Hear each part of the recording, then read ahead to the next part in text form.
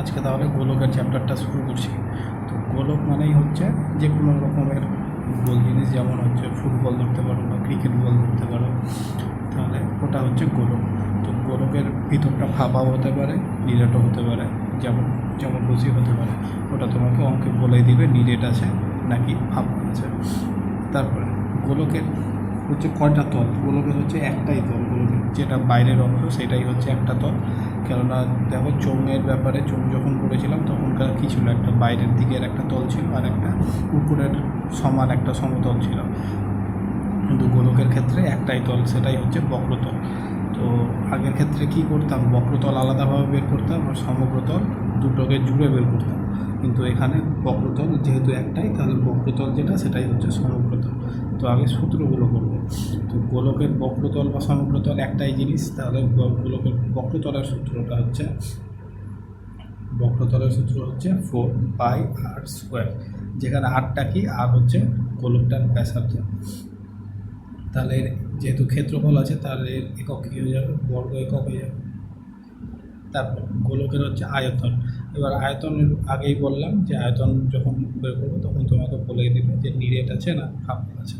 তাহলে গোলকের আয়তনের সূত্রটা হচ্ছে 4/3πr³।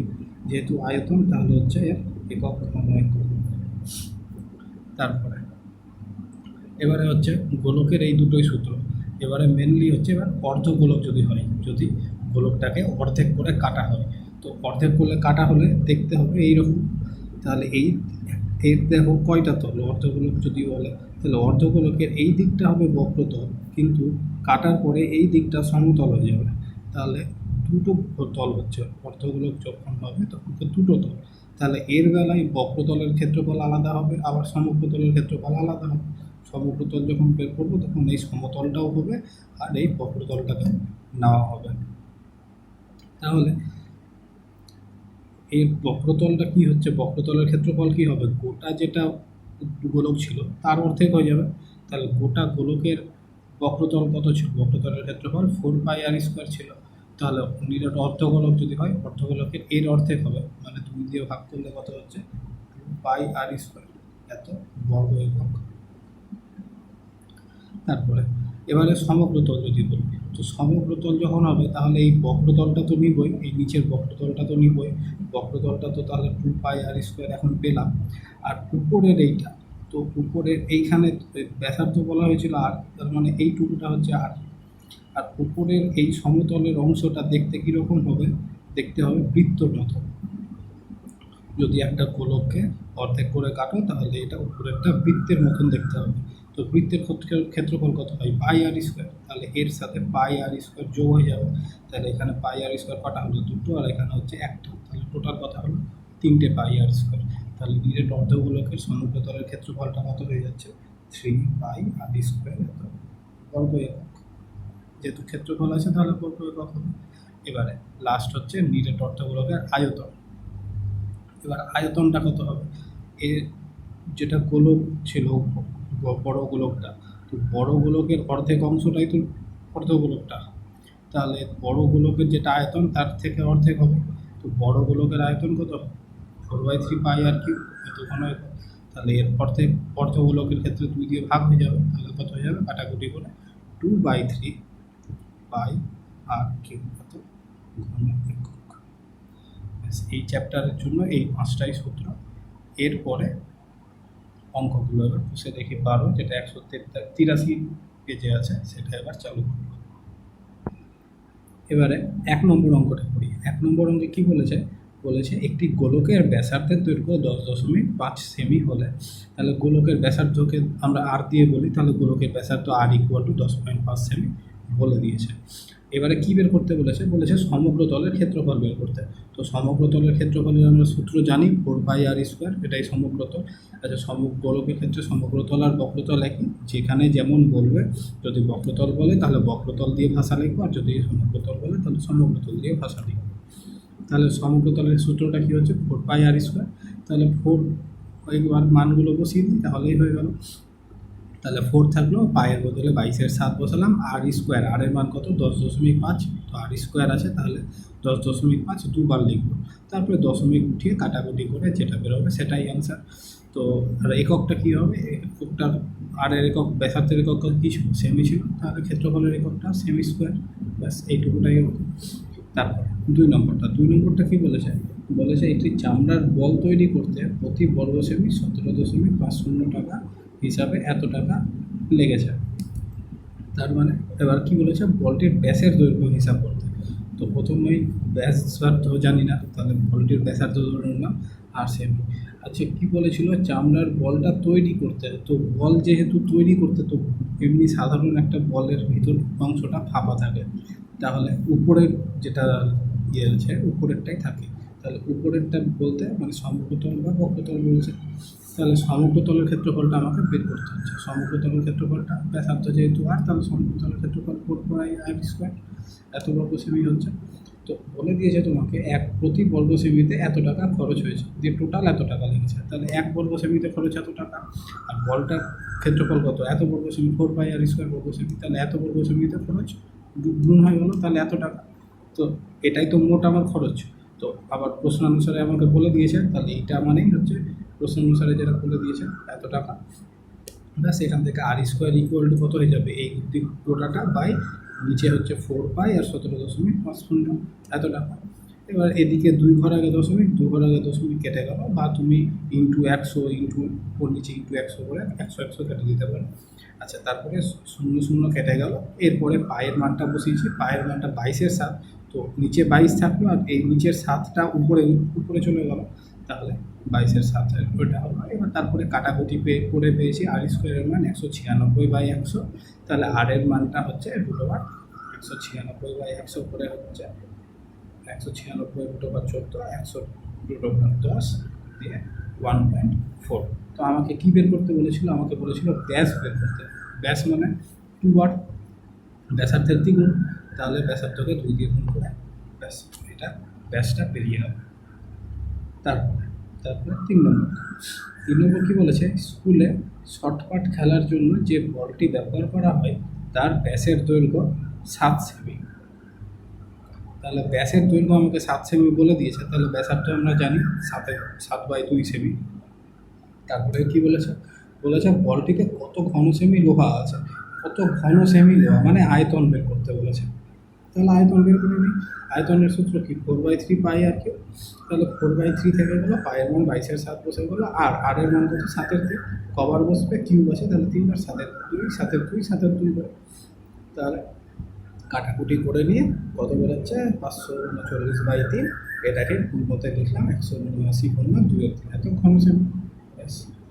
তারপরে 4 নম্বরটা কী বলেছে, 28 সেমি দৈর্ঘ্যের ব্যাস বিশিষ্ট একটি নিরেট গোলক, 28 সেমি দৈর্ঘ্যের ব্যাস বিশিষ্ট, তার মানে ব্যাস যদি 28 সেমি হয় তাহলে ব্যাসার্ধ কত 28/2, তাহলে 14 সেমি, এটা নিয়ে ব্যাসার্ধকে আর দিয়ে লিখি আমরা।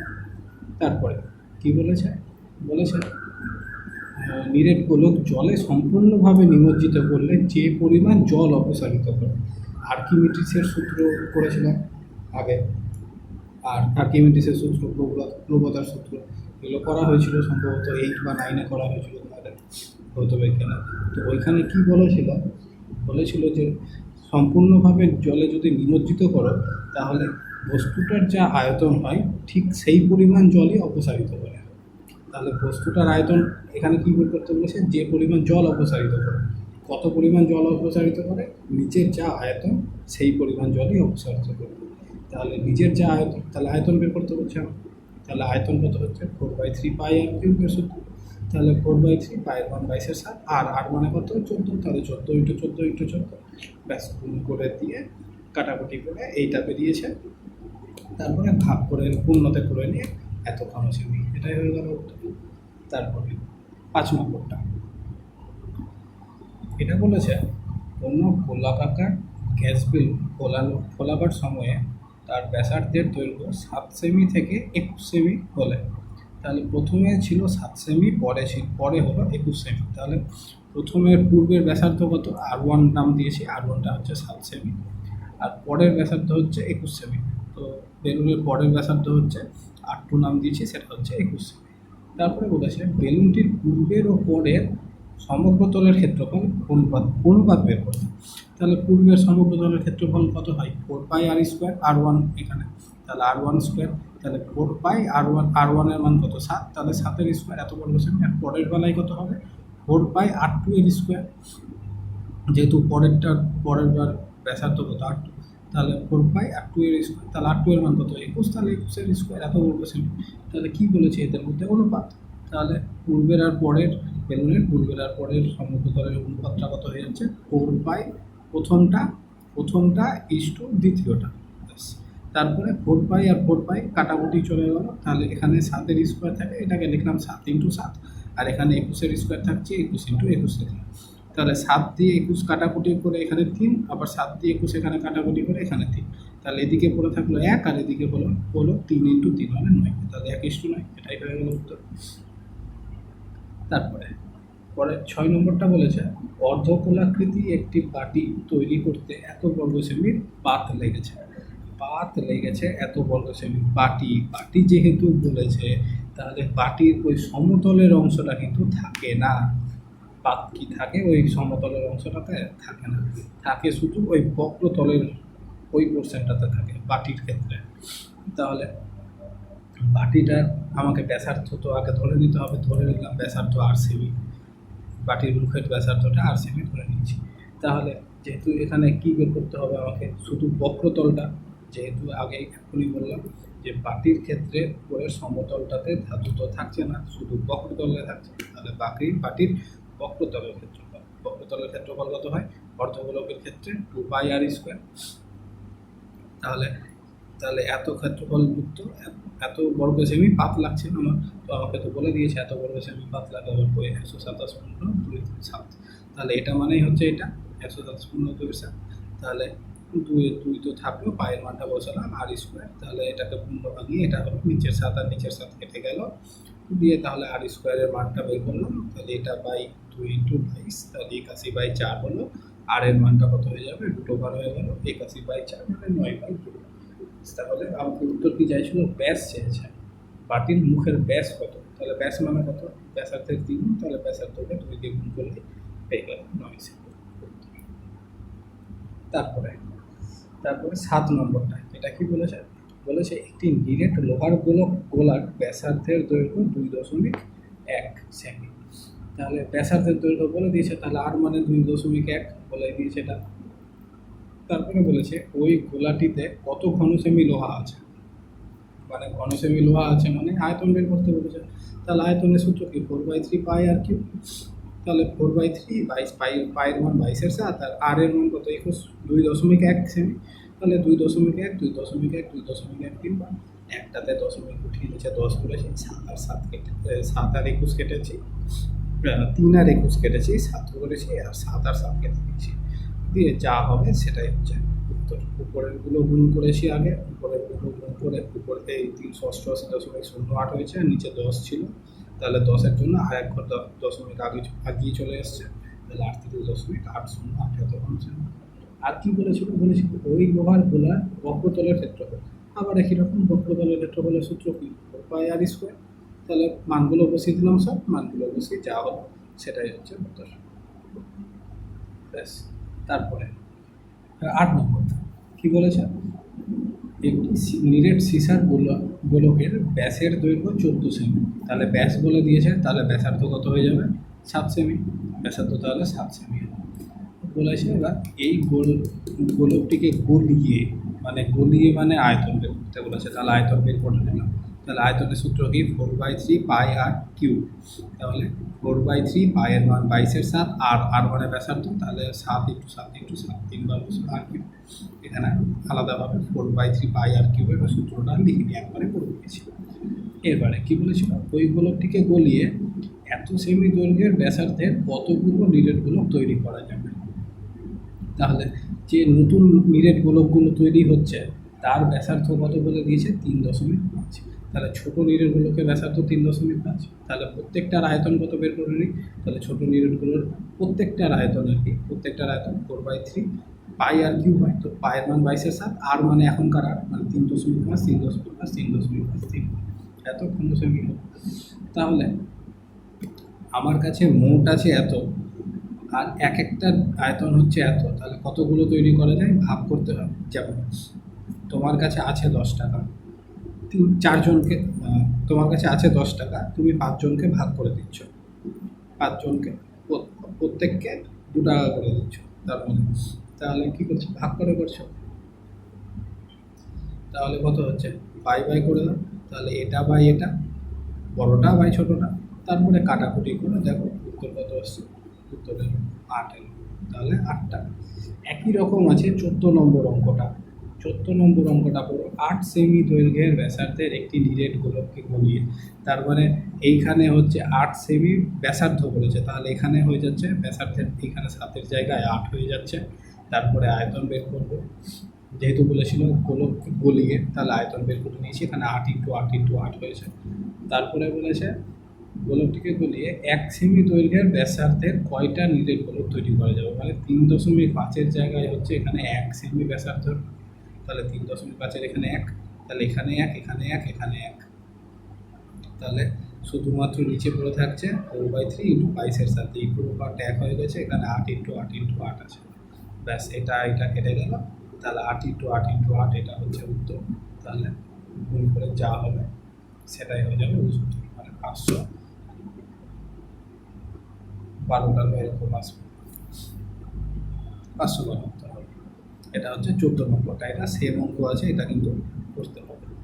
তারপরে 9 নম্বরটা কী বলা যায়, বলেছে 3 সেমি 4 সেমি ও 5 সেমি দৈর্ঘ্যের ব্যাসার্ধের 3টা নিরেট তামার গোলক গলিয়ে মানে আয়তন বের করতে হবে। তাহলে 3টার জন্য ব্যাসার্ধ একটা 3, একটা 4, একটা 5 দিয়েছিল, তাহলে প্রথম গোলকের আয়তন 4/3 পাই আর কিউব হয়, তো আর মানে 3-3-এর কিউব, পরেরটার জন্য 4-এর কিউব, পরেরটার জন্য 5-এর কিউব, তাহলে প্রথম দ্বিতীয় তৃতীয় 3টে গোলকের ক্ষেত্রে আয়তন পেয়ে গেল। আচ্ছা, তারপরে কী বলেছিল, গোলক গলিয়ে একটা নিরেট বড় গোলক তৈরি করা হয়েছে, মানে 3টাকে মিশিয়ে একসাথে তৈরি করা হয়েছে, তাহলে 3টাকে যদি মিশিয়ে দিই তাহলে মোট আয়তন পেয়ে যাবো, বড় গোলকের মোট আয়তনটা পেয়ে যাচ্ছি, তাহলে এটা প্লাস এটা প্লাস এটা এত, তাহলে এখান থেকে 4/3 পাইটা কমন নিলাম, তাহলে কমন নিলে কত হচ্ছে, 3-এর কিউব, এখান থেকে 4-এর কিউব, এখান থেকে 5-এর কিউব, ক্যালকুলেশন করলে 3-এর কিউব মানে 27, 4-এর কিউব 64, 5-এর কিউব 125, দিয়ে হলো 216। আচ্ছা, বড় গোলকের ব্যাসার্ধ জানি না, তাহলে ধরে নিন বড় গোলকের ব্যাসার্ধ হচ্ছে 8 সেমি, যেহেতু সেমিতে অঙ্ক আছে সেমি ধরে নিলাম। তারপরে তাহলে আয়তনটা কত হয়ে যাচ্ছে, বড় গোলকের আয়তন কত হয়ে যাবে, 4/3 পাই আর কিউব।